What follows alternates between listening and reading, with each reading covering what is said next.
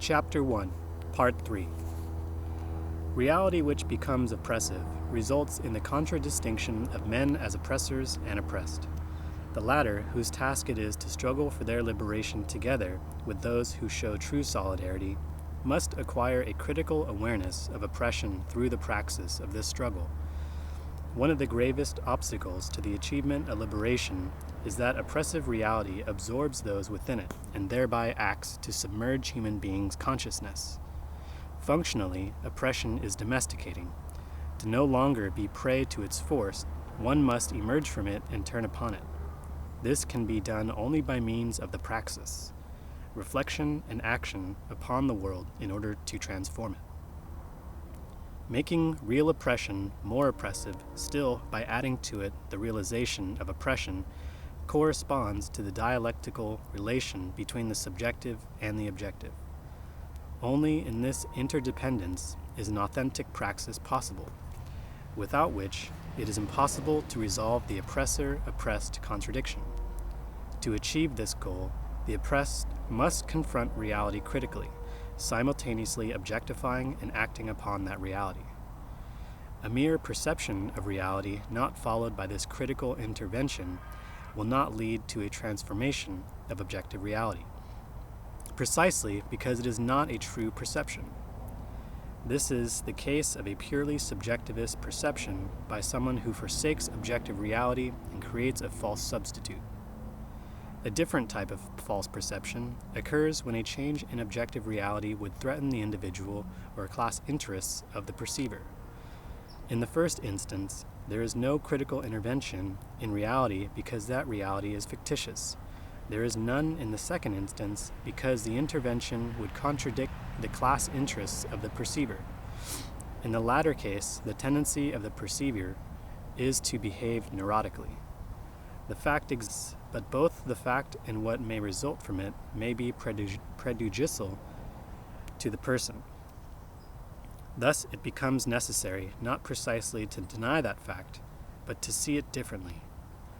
This rationalization as a defense mechanism coincides in the end with subjectivism. A fact which is not denied, but whose truths are rationalized, loses its objective base. It ceases to be concrete and becomes a myth created in defense of the class of the perceiver. Herein lies one of the reasons for the prohibitions and the difficulties to be discussed at length in Chapter 4, designed to dissuade the people from critical intervention in reality. The oppressor knows full well that this intervention would not be in his interest. What is to his interest is for the people to continue in a state of submersion, impotent in the face of oppressive reality. Of relevance here is Lukács' warning to the Revolutionary Party. In affirming this necessity, Lukács is unquestionably posing the problem of critical intervention. To explain to the masses their own action is to clarify and illuminate that action, both regarding its relationship to the objective facts by which it was prompted and regarding its purposes. The more the people unveil this challenging reality, which is to be the object of their transforming action, the more critically they enter that reality. In this way, they are consciously activating the subsequent development of their experiences. There would be no human action if there were no objective reality, no world to be the not I of the person and to challenge them, just as there would be no human action if humankind were not a project, if he or she were not able to transcend himself or herself, if one were not able to perceive reality and understand it in order to transform it. In dialectical thought, world and action are intimately interdependent. But action is human only when it is not merely an occupation but also a preoccupation. That is, when it is not dichotomized from reflection. Reflection, which is essential to action, is implicit in Lukács' requirement of explaining to the masses their own action, just as it is implicit in the purpose he attributes to this explanation, that of consciously activating the subsequent development of experience. For us, however, the requirement is seen not in terms of explaining to, but rather dialoguing with the people about their actions, In any event, no reality transforms itself, and the duty which Lukács ascribes to the Revolutionary Party of explaining to the masses their own action coincides with our affirmation of the need for the critical intervention of the people in reality through the praxis.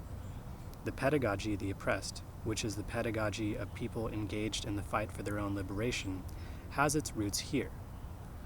And those who recognize or begin to recognize themselves as oppressed must be among the developers of this pedagogy. No pedagogy which is truly liberating can remain distant from the oppressed by treating them as unfortunates and by presenting for their emulation models from among the oppressors.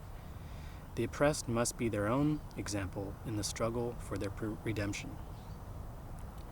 The pedagogy of the oppressed, animated by authentic humanist, not humanitarian generosity, presents itself as a pedagogy of humankind. Pedagogy which begins with the egoistic interests of the oppressors, an egoism cloaked in the false generosity of paternalism, and makes of the oppressed the objects of its humanitarianism, itself maintains and embodies oppression. It is an instrument of dehumanization.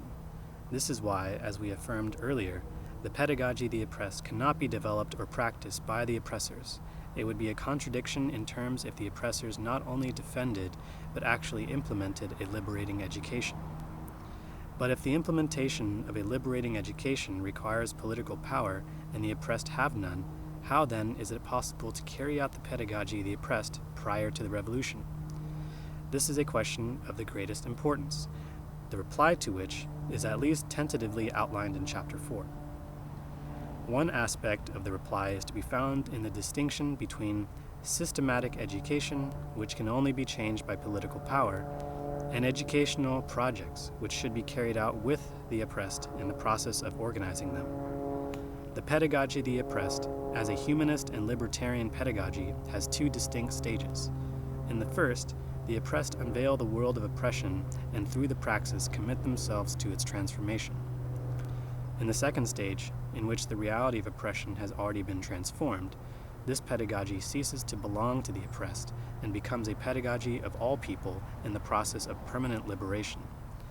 In both stages, it is always through action in depth that the culture of domination is culturally confronted.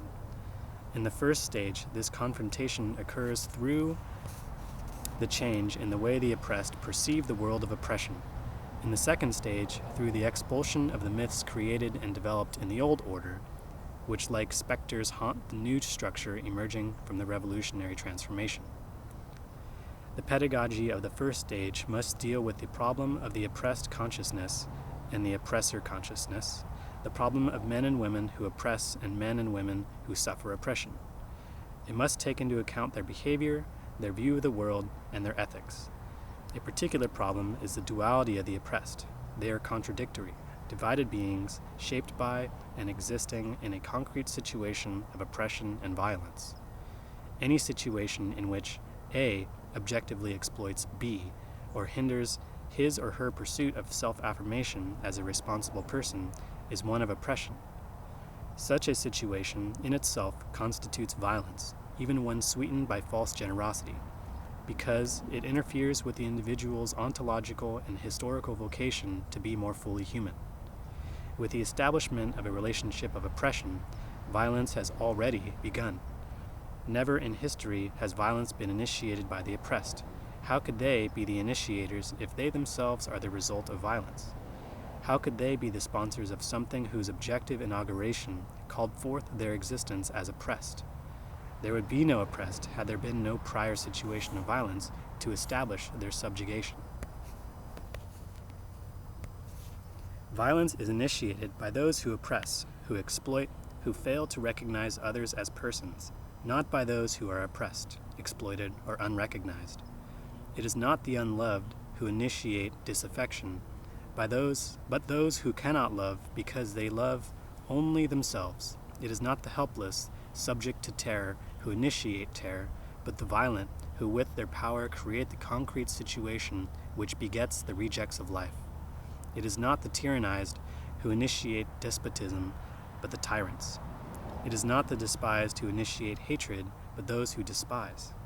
It is not those whose humanity is denied them who negate humankind, but those who denied that humanity, thus negating their own as well. Force is not used by those who have become weak under the preponderance of the strong, but by the strong who have emasculated them.